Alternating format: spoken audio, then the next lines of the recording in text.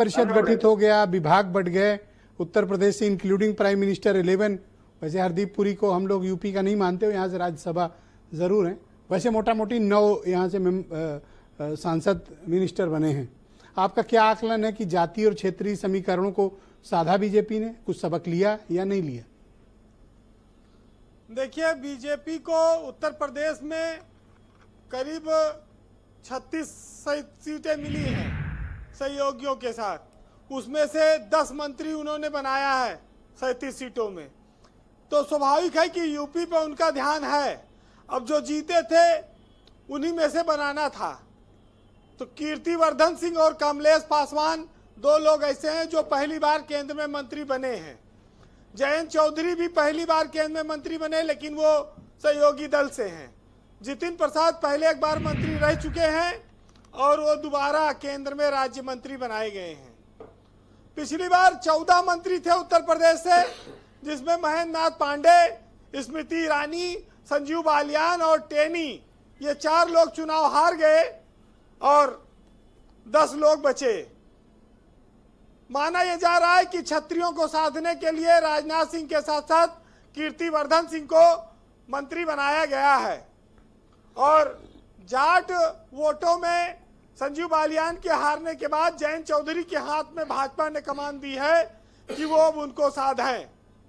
ब्राह्मण चेहरे के तौर पर महेंद्र नाथ पांडे चुनाव हार गए, अजय मिश्रा टेनी चुनाव हार गए, तो अब एक जितिन प्रसाद को मंत्रिमंडल में लिया गया है।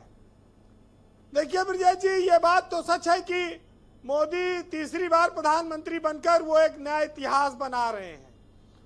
और किसी भी गैर कांग्रेसी पार्टी के नेता के लिए, व्यक्ति के लिए इस सपने को पूरा कर पाना कोई आसान काम नहीं था। ये एक चमत्कार है भाजपा की सियासत में, जो अटल आडवाणी की जोड़ी भी लगातार 3 बार प्रधानमंत्री बनने का कोई रिकॉर्ड नहीं बना पाई। और ऐसा लगता है कि अब शायद भविष्य में भी कोई मोदी के इस कद को नहीं छू पाएगा।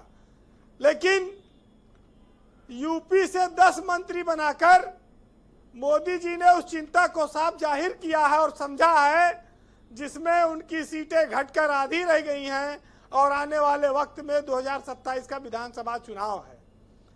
तो इस उपलब्धि के साथ साथ इस बात की जानकारी मोदी को हो चुकी है कि अब उत्तर प्रदेश के गढ़ पर अगला अटैक है और इस अटैक को बचाना है तो इसके लिए अभी से जनाधार को मजबूत करना होगा।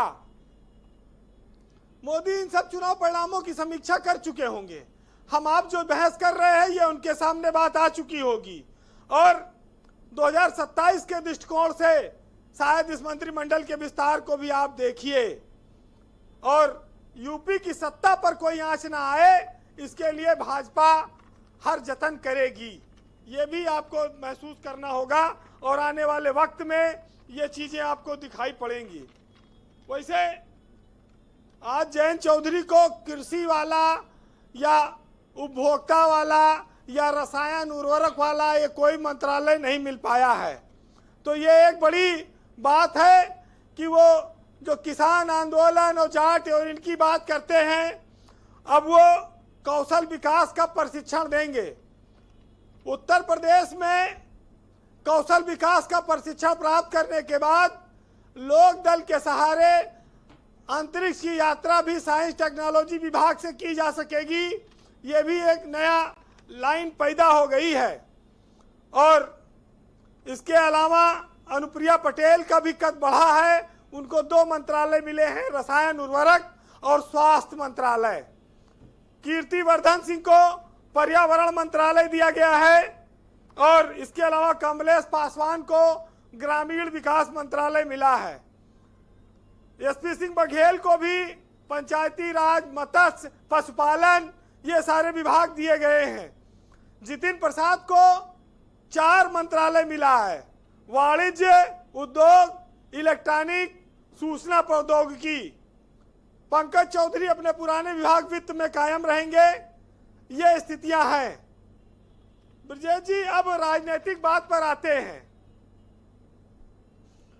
भाजपा के पास बहुमत से पीछे रह जाने की कसक है और इस बात को मोदी और बीजेपी उन दोनों लोग समझते हैं, लेकिन उनको सहयोगियों की तरफ से अभी तक भरपूर समर्थन मिला है।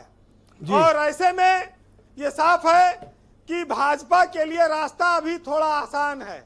अच्छा, ये सब भीतरघातियों की बात बहुत कर रहे हैं, क्या नीतीश है? कुमार, इन लोगों ने जिस तरह से मोदी का सहयोग किया है, उससे लगता है कि आगे वाला समय बहुत आसान रहेगा मोदी के लिए। वैसे ब्रजेश जी, एक महत्वपूर्ण बात ये आई कि जब नीतीश कुमार ने मोदी का पैर छू लिया, तब ये लगा कि अब केंद्र में ज्यादा कोई डगमगाएगा नहीं मामला, सरकार मजबूती से चलेगी। और एक तरह से ये भी संदेश दिया कि हम पलटेंगे नहीं और आप घबराना नहीं, भरोसा रखना हम पर। ब्रजेश जी, अखिलेश यादव उन 37 सीटों पर जीते हैं और देश की एक जो नई सरकार बनी है उससे वो बेफिक्र हैं। मंत्री उत्तर प्रदेश से कितने बने ये भी उनके लिए कोई चिंता की बात नहीं है, क्योंकि वो 2027 के लक्ष्य को शायद देख रहे हैं। और उन्होंने जो जातीय समीकरण तैयार किया है उसमें उनके लिए उम्मीदें और हसरतें ज्यादा बढ़ी हुई दिखाई पड़ रही हैं। तो जो 2027 का जब चुनाव होगा उस पर एक रोड मैप समाजवादी पार्टी ने अभी से तैयार कर लिया है। तो कई सारी बातें मैंने आपको बताई। नीतीश कुमार ने पैर छू लिया, कहा कि मोदी जी हमारा नाम पलटू राम जिन लोगों ने रखा है उन पर भरोसा मत करिएगा, हम आपके साथ हमेशा रहेंगे। वैसे जब जब मंत्रीगणों का बंटवारा होता है, मंत्रिमंडल बंटता है, लोग बनते हैं, तो एक शेर बड़ा प्रचलित रहा अपने देश में चलता है कि मशहूर वो हुए जो कभी काबिल न थे और कमबख्त मंजिल उन्हें मिली जो दौड़ में शामिल न थे। तो ये हमेशा का व्यवस्था रही है जी। लेकिन राहत इंदौरी का एक शेर है, सुनिएगा कि रिश्तों की धूप छांव से आजाद हो गए, अब तो हमें भी सारे सबक याद हो गए, और मैं पर्वतों से लड़ता रहा और चंद लोग गीली जमीन को खोद के फरहाद हो गए। बहुत शुक्रिया वीरेंद्र जी, आपका बहुत बहुत धन्यवाद ग्राउंड जीरो से जुड़ने के लिए, अपनी ओपिनियन और पॉलिटिकल फीडबैक हम तक पहुंचाने के लिए।